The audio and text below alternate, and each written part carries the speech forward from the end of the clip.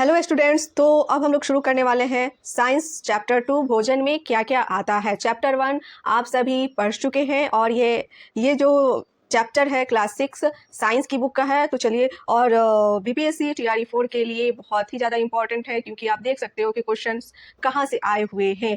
अगर आपको थोड़ा पेशेंस रखना है तो मैं पीवाई क्यूज कराऊंगी, तब आप लोग देख लेना। और फिर नहीं तो अभी भी अगर आपके पास अवेलेबल है पीवाईक्यूज तो आप जा करके देख सकते हो। ठीक है, तो चलिए शुरू करते हैं कि भोजन में क्या क्या आता है।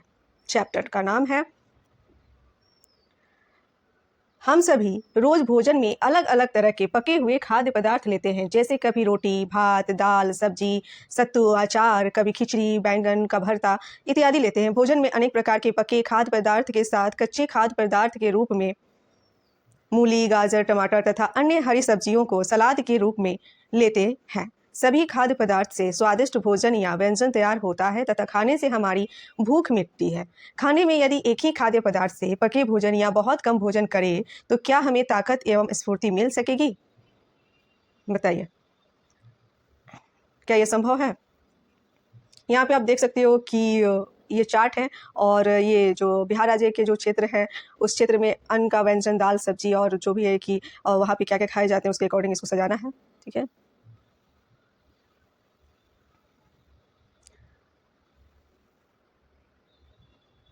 खाद्य सामग्रियों में हमारे शरीर की वृद्धि, विकास एवं स्वस्थ रहने के लिए कुछ आवश्यक अवयव होते हैं। इन अवयवों को हम पोषक तत्व कहते हैं। हमारे भोजन में मुख्य पोषक तत्व कार्बोहाइड्रेट, प्रोटीन, वसा, विटामिन तथा खनिज लवण है। इसके अतिरिक्त हमारे भोजन में रेशा तथा जल भी शामिल होते हैं, जिनकी हमारे शरीर को आवश्यकता है। क्या सभी खाद्य पदार्थों में ये सभी पोषक तत्व उपलब्ध रहते हैं? कुछ साधारण विधियों से हम यह जान सकते हैं कि कच्ची खाद्य सामग्री या पके हुए भोजन में कौन कौन से पोषक तत्व उपस्थित है। कार्बोहाइड्रेट, प्रोटीन, वसा की जांच अन्य पोषक तत्वों की जांच की अपेक्षा सरल है। कार्बोहाइड्रेट का हमारे भोजन में एक रूप मंड यानी स्टार्च मंड की उपस्थिति की जांच कर हम कार्बोहाइड्रेट की उपस्थिति को जांचते हैं। ठीक है, अब यहाँ पे ये बता रहा है कि जांच को कैसे करें, तो क्या हमें ये पढ़ना चाहिए? चलिए पढ़ लेते हैं। इन जांच को करने के लिए आपको टिंक्चर, आयोडीन, कॉपर सल्फेट तथा कास्टिक सोडा की जरूरत होगी और कुछ परखनली ड्रॉपर की भी जरूरत होगी। और इस तरीके से हम लोग क्या करेंगे, जो पके हुए भोजन है कच्ची सामग्रियों पर इसकी जांच को करेंगे। जांच से प्राप्त अवलोकन को आप चार्ट में दिखाए गए तरीकों से लिख सकते हैं, और ये बच्चों के लिए क्रियाकलाप है। तो चलिए हम आगे बढ़ते हैं। घोल तैयार करने की विधि है।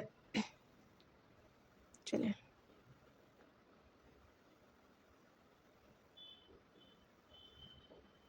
प्रोटीन की जांच इसे थोड़ा सा पढ़ लेंगे। प्रोटीन की जांच के लिए किसी खाद्य पदार्थ की अल्प मात्रा लीजिए। जिस खाद्य पदार्थ का परीक्षण करना है, यदि वह ठोस है तो पहले उसका पेस्ट तथा चूर्ण बनाने की जरूरत होती है। खाद्य पदार्थ की अल्प मात्रा को पीसकर या मसलकर उसके चूर्ण को एक साफ परख नली में डाल दीजिए और 10 बूंद जल डालकर उसे अच्छी तरह हिलाइए। अब ड्रॉपर की सहायता से परख नली में 2 बूंद कॉपर सल्फेट का घोल तथा 10 बूंद कास्टिक सोडा का घोल डालिए। अच्छी तरह हिलाकर कुछ मिनट के लिए परख नली को रख दीजिए। क्या परख नली का पदार्थ बैगनी रंग का हो गया? बैगनी रंग खाद्य पदार्थ में प्रोटीन की उपस्थिति को दर्शाता है। ठीक है, और ये मैंने क्यों इस टॉपिक को पढ़ाया, क्योंकि आप यहाँ पे क्या देख रहे हैं, बैगनी रंग जो है खाद्य पदार्थ में प्रोटीन की उपस्थिति को दर्शाता है। और ये ऐसे ही ऊपर में जो कास्टिक सोडा और कॉपर सल्फेट, ये काफ़ी इंपॉर्टेंट हो जाता है, और इससे मिक्स करके एक बहुत ही अच्छा क्वेश्चन तैयार किया जा सकता है आपकी जीके और जीएस के लिए जो सेक्शन है। ठीक है, तो इग्नोर नहीं करने का, सिर्फ ध्यान रखिए ताकि आप लोगों का एक भी क्वेश्चन मिस ना हो। ठीक है, तो चलिए नेक्स्ट देखते हैं। अब बात करेंगे वसा की जांच। ठीक है, इसमें क्या करना है कि खाद्य पदार्थ की अल्प मात्रा को लेना है, इसे कागज के टुकड़ों में लपेट कर उसे कूट देना है। कागज फट ना जाए, ध्यान रखना है। कागज को सीधा कीजिए और ध्यानपूर्वक देखिए, क्या इस पर तेल के धब्बे दिखाई देते हैं? कागज को किसी प्रकाश स्रोत के सामने ले जाए। क्या आपको इस धब्बे से होकर आने वाला प्रकाश धुंधला दिखाई देता है? कागज पर तेल का धब्बा खाद्य पदार्थ में वसा की उपस्थिति को दर्शाता है। खाद्य पदार्थ में कभी कभी जल की भी कुछ मात्रा हो सकती है। ऐसे में इन पदार्थों को कागज पर धीरे धीरे रगड़िए। कुछ समय के लिए कागज को सुखा लीजिए, तो ऐसे आपको जो वसा है कितने क्या बोलते हैं भोजन में है या नहीं, ये आपको पता चल जाएगा। तो चलिए आगे बढ़ते हैं, ये उतना इंपॉर्टेंट नहीं है। क्या किसी खाद्य पदार्थ में एक से अधिक पोषक तत्व होते हैं? इसके लिए आप किसी एक खाद्य पदार्थ पर मंड, प्रोटीन तथा वसा का परीक्षण कर अवलोकन कर सकते हैं। ठीक है, कार्बोहाइड्रेट, प्रोटीन तथा वसा के अलावा विटामिन तथा खनिज लवण जैसे अन्य पोषक तत्व भी हमारे विभिन्न खाद्य पदार्थों में उपस्थित रहते हैं। इन सभी पोषक तत्वों की हमें जरूरत क्यों होती है? क्यों जरूरत होती है बताओ? कार्बोहाइड्रेट मुख्य रूप से हमारे शरीर को ऊर्जा प्रदान करता है। ठीक है, कार्बोहाइड्रेट क्या करता है, हमारे शरीर को ऊर्जा प्रदान करता है और वसा से भी हमें ऊर्जा मिलती है। वास्तविकता यह है कि कार्बोहाइड्रेट की तुलना में वसा से हमें अधिक ऊर्जा प्राप्त होती है। वसा और कार्बोहाइड्रेट युक्त भोजन ऊर्जा देने वाला भोजन कहलाता है। ठीक है, यहाँ पे आप देख सकते हो वसा आप कहाँ से प्राप्त कर सकते हो, उसके यहाँ पे सोर्सेज हैं बताए गए हैं, नीचे है। ये है प्रोटीन के सोर्स और ये है प्रोटीन के पादप सोर्स। तो ये सारी चीज़ें आप लोगों को पता ही होगा, क्योंकि बच्चे तो आप लोग हो नहीं, क्या खाने से क्या हमारे शरीर को प्राप्त होता है। चलिए, प्रोटीन की आवश्यकता शरीर की वृद्धि तथा स्वस्थ रहने के लिए होती है। विटामिन रोगों से हमारे शरीर की रक्षा करते हैं। विटामिन क्या करते हैं, रोगों से हमारे शरीर की रक्षा करते हैं। हमारी आंखों, हड्डियों, दांतों, मसूड़ों को स्वस्थ रखने में भी विटामिन सहायता करता है। विटामिन कई प्रकार के होते हैं जिन्हें अलग अलग नामों से जाना जाता है। इनमें से कुछ को vitamin A, vitamin B, vitamin C, vitamin D, vitamin E और विटामिन के नाम से जाना जाता है। विटामिनों के एक खास समूह को विटामिन बी कॉम्प्लेक्स कहते हैं। हमारे शरीर को सभी प्रकार की विटामिनों की अल्प मात्रा में आवश्यकता होती है। विटामिन ए हमारी त्वचा तथा आंखों को स्वस्थ रखता है। विटामिन सी बहुत से रोगों से लड़ने में हमारी मदद करता है। विटामिन डी हमारी अस्थियों और दांतों के लिए कैल्शियम का उपयोग करने में हमारे शरीर की सहायता करता है। विभिन्न विटामिनों से भरपूर भोज्य पदार्थ आपको इस चित्र में दिखाए गए हैं। ये जो हो जाता है, ये विटामिन ए के स्रोत, विटामिन बी के स्रोत, और ये आपके हो जाएंगे विटामिन सी और ये विटामिन डी। ठीक है, तो चलो आगे बढ़ते हैं। हमारे शरीर को खनिज लवणों की आवश्यकता अल्प मात्रा में होती है। ये खनिज लवण कौन कौन से हैं? शरीर के उचित विकास तथा अच्छे स्वास्थ्य के लिए प्रत्येक खनिज लवण आवश्यक है। उदाहरण के लिए लौह तत्व हरी सब्जियां, विशेषकर पालक, मेथी, केला में पाया जाता है। कैल्शियम दूध से प्राप्त होता है। फास्फोरस एवं कैल्शियम मछली, अंडा इत्यादि में मिलते हैं। नमक से सोडियम एवं पोटेशियम मिलते हैं। अधिकांश खाद्य पदार्थों में एक से अधिक पोषक तत्व होते हैं। आपने चार्ट को आप जब देखोगे और उसे समझोगे तो आपको पता चल जाएगा। फिर भी किसी कच्ची सामग्री में एक निश्चित पोषक तत्व की मात्रा दूसरे पोषक तत्व की मात्रा से अधिक हो सकती है। जैसे चावल में कार्बोहाइड्रेट की मात्रा दूसरे पोषक तत्व से अधिक होती है। इस आधार पर हम कह सकते हैं कि चावल कार्बोहाइड्रेट से भरपूर भोजन है। ठीक है, अब आगे देखते हैं कि इन पोषकों के अलावा हमारे शरीर को रुक्षांश, आहारी रेशों तथा जल की भी आवश्यकता होती है। ठीक है, हमारे खाने में रेशे की पूर्ति मुख्यतः पादप उत्पादों से होती है। रुक्षांश यानी अन्न का चोकर तथा सब्जी का रेशा इत्यादि के मुख्य स्रोत साबुत खाद्यान्न यानी अंकुरित दाल, आलू, ताजे फल और सब्जियां हैं। रुक्षांश हमारे शरीर को कोई पोषक प्रदान नहीं करता है, फिर भी यह हमारे भोजन को आवश्यक अवयव है। रुक्षांश हमारे शरीर से बिना पचे भोजन को बाहर निकालने में सहायता करता है। तो ये इंपॉर्टेंट हो जाता है, इसको आपने नोट डाउन कर लेना। जल भोजन में उपस्थित पोषक तत्वों को अवशोषित कराने में हमारे शरीर की सहायता करता है। यह कुछ अपशिष्ट पदार्थों को मूत्र तथा पसीने के साथ शरीर से बाहर निकालने में सहायता करता है। सामान्यतः हमारे शरीर को जितने जल की आवश्यकता होती है, अधिकांशतः वह हमें उन पदार्थों से प्राप्त होती है जिन्हें हम द्रव रूप में लेते हैं, जैसे कि जल, दूध और चाय आदि। आइए देखें कि क्या कोई अन्य स्रोत हमारे शरीर को जल प्रदान करता है या नहीं।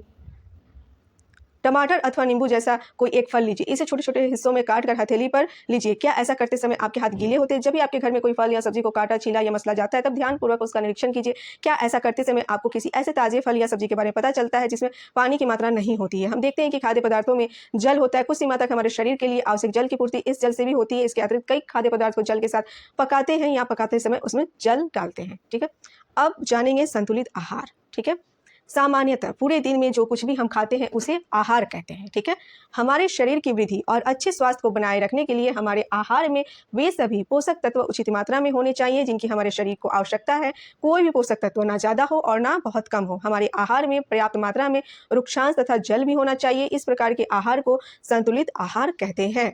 क्या आप सोचते हैं कि प्रत्येक आयु वर्ग के लोगों को एक ही प्रकार के आहार की आवश्यकता होती है? क्या आप यह भी सोचते हैं कि हमारा संतुलित आहार हमारे शरीर कार्य पर निर्भर करता है? क्या आपने किसी मजदूर को भोजन करते देखा है? वे साधारणतः क्या क्या खाते हैं? मानसिक श्रम या शारीरिक श्रम करने वाले व्यक्तियों के भोजन में क्या प्रमुख अंतर होता है? वृद्ध व्यक्तियों के भोजन में क्या क्या जरूरी है? दालें, मूंगफली, सोयाबीन, अंकुरित बीज, खमीर, ऊठा भोजन, आटे के बने व्यंजन, केला, पालक, सत्तू, गुड़, उपलब्ध सब्जियां तथा इसी प्रकार के अन्य भोजन पदार्थ कई पोषक तत्व उपलब्ध कराते हैं। इसलिए कोई व्यक्ति कम खर्च में ही संतुलित आहार खा सकता है। क्या आप अपने घर में जो भी खाद्य पदार्थ का भोजन करते हैं उसके बारे में जानने की कोशिश करें। भोजन के व्यंजनों में सभी प्रकार के पोषक तत्व हैं जो भोजन करने के बाद आपको संतुष्टि के साथ स्फूर्ति भी प्रदान करते हैं। तो यह भोजन आपके लिए संतुलित आहार होगा। कम खर्च में संतुलित आहार युक्त भोजन के लिए अपने अपने क्षेत्र में मिलने वाले अन्न, फल, सब्जी, दूध जैसे खाद्य पदार्थों की सूची तैयार करें और अपने मित्रों से चर्चा करें। तो चर्चा नहीं करनी है आपको, ठीक है, हाँ, डिस्कशन करना है क्वेश्चन और आंसर से रिलेटेड, ठीक है। उचित प्रकार का भोजन करना ही पर्याप्त नहीं है, इसे उचित तरीके से पकाना भी चाहिए ताकि इसके पोषक तत्व नष्ट ना हो। क्या आप जानते हैं कि भोजन पकाते समय कुछ पोषक तत्व नष्ट हो जाते हैं? छिलका उतारकर यदि सब्जियों और फलों को धोया जाता है तो ये संभव है कि कुछ विटामिन नष्ट हो जाते हैं। सब्जियों और फलों के छिलकों में महत्वपूर्ण विटामिन तथा खनिज लवण होते हैं। चावल और दालों को बार बार धोने से उनमें उपस्थित विटामिन और कुछ खनिज लवण नष्ट हो सकते हैं। हम सभी जानते हैं कि पकाने से भोजन का स्वाद बढ़ता है तथा इसे पचाने में आसानी होती है। इसके साथ साथ पकाने में कुछ पोषक तत्वों की हानि भी हो सकती है। यदि भोजन पकाने में अत्यधिक जल का उपयोग किया जाता है और बाद में उसे फेंक दिया जाता है तो कई लाभदायक प्रोटीन और खनिज लवण की हानि हो जाती है। पकाने पर विटामिन सी गर्मी से नष्ट हो जाता है, ठीक है। चलिए कुपोषण को जानेंगे। भोजन में वसा, प्रोटीन, कार्बोहाइड्रेट, खनिज लवण और विटामिन होते हैं। यदि इनमें से कोई पोषक तत्व शरीर को बिल्कुल ना मिले या कम मात्रा में मिले तो क्या होगा? आप चित्र में देख सकते हैं एक बच्चे को जो कि संतुलित आहार नहीं ले पा रहा है, इसलिए वो कुपोषित है, ठीक है। यह रोग उन बच्चों को होता है जिन्हें संतुलित भोजन नहीं मिलता, ठीक है। और संतुलित आहार नहीं मिलने से बच्चों को मरासमस नामक रोग हो जाता है जिसे सूखा रोग भी बोलते हैं, ठीक है। चलिए अब आगे बढ़ते हैं। कम भोजन मिलने पर कौन से पोषक तत्व इस बच्चे को कम मात्रा में मिलते होंगे? कम भोजन मिलने पर प्रोटीन तथा कार्बोहाइड्रेट की मात्रा कम मिलती है जिससे बच्चा काफ़ी कमजोर और दुबला पतला हो जाता है। छाती में पसली की हड्डियां भी दिखाई देने लगती है। यदि किसी बच्चे को भोजन में अन्य सभी पोषक तत्व मिले लेकिन केवल प्रोटीन कम हो तो उसमें वे लक्षण दिखाई पड़ सकते हैं जो आपको चित्र में दिखे। बच्चे में वृद्धि रुक जाती है, पेट फूला हुआ दिखाई देता है। भोजन में प्रोटीन की कमी से क्वाशियोरकर नामक रोग हो जाता है। इसे भी नोट डाउन करना। जब शरीर को आवश्यक मात्रा में पोषक तत्व पदार्थ नहीं मिलते हैं तब इस स्थिति को क्या कहते हैं? कुपोषण कहते हैं, ठीक है। चलो, क्या आपने आसपास में कभी ऐसे बच्चों को देखा है जो सूखा रोग से या प्रोटीन की कमी से पीड़ित है? विटामिन कई प्रकार के होते हैं, इनकी कमी से भी भिन्न भिन्न प्रकार के रोग हो जाते हैं। कई छोटे बच्चों में विटामिन ए की कमी हो जाती है, इसके कारण उन्हें रात में दूसरों की तुलना में कम दिखाई देती है। इस रोग को रतौंधी कहते हैं। विटामिन ए की बहुत अधिक कमी होने पर बच्चा हमेशा के लिए अंधा हो सकता है, ठीक है। गाजर, पके टमाटर, पके पपीते में विटामिन ए पाया जाता है। प्रायः पीले रंग के गूदेदार फल में विटामिन ए पाया जाता है। तो आपको पता चला, पीले रंग के गूदेदार फलों में विटामिन ए पाया जाता है। नोट डाउन करना इसे, समझ गया। चलो अब जानेंगे अति पोषण, ठीक है।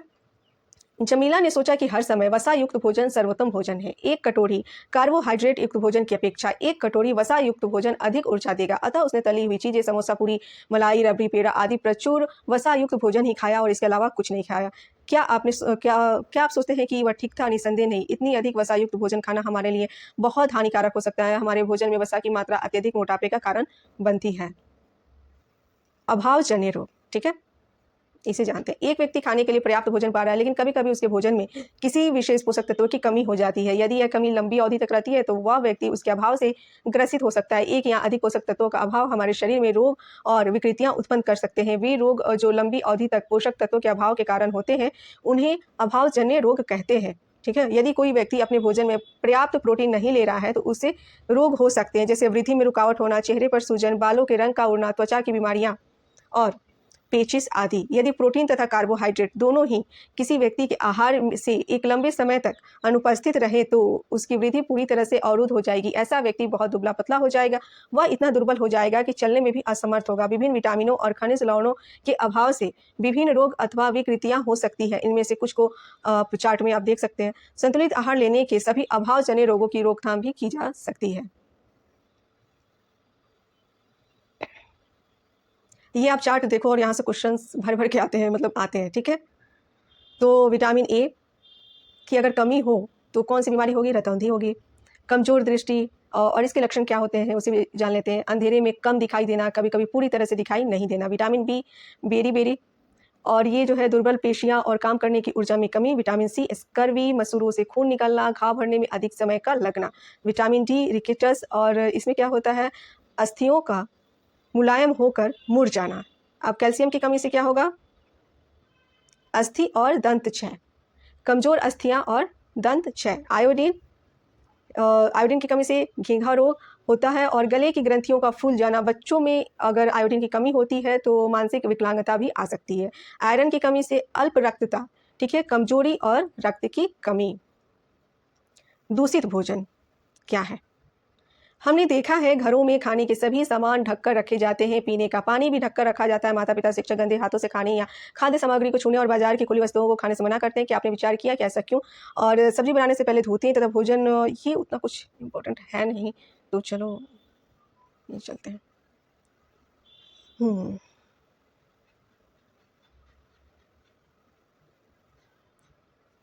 तो ये हो गया आपका ये चैप्टर समाप्त।